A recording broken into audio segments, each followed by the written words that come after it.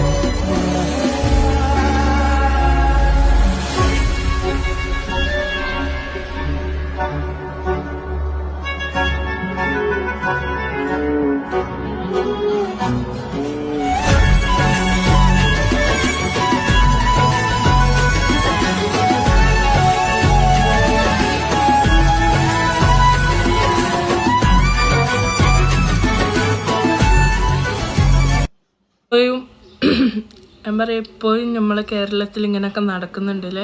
എന്നാലും എനിക്ക് തോന്നുന്നു ഇപ്പോഴത്തെ പെൺകുട്ടികളെ ഇതിനൊന്നും കിട്ടൂലെന്ന്. പിന്നെ നമ്മളൊരു പെണ്ണ് എന്താണ് കല്യാണം കഴിച്ചതിന് ശേഷം, അല്ലെങ്കിൽ ഒരു അടങ്ങി ഒതുങ്ങി ജീവിക്കുന്ന ഒരു പെണ്ണ് എങ്ങനെയാണ് എന്നാണ് ഈ വീഡിയോയിൽ വ്യക്തമാക്കി തന്നത് കേട്ടോ. നമ്മളൊരു പെൺകുട്ടികൾ ഇങ്ങനെയൊക്കെ ജീവിക്കുന്നുണ്ടോ എന്ന് ഇങ്ങനെ കാണുമ്പോൾ ഭയങ്കര അതിശയമായിട്ട് തോന്നുന്നുണ്ട്.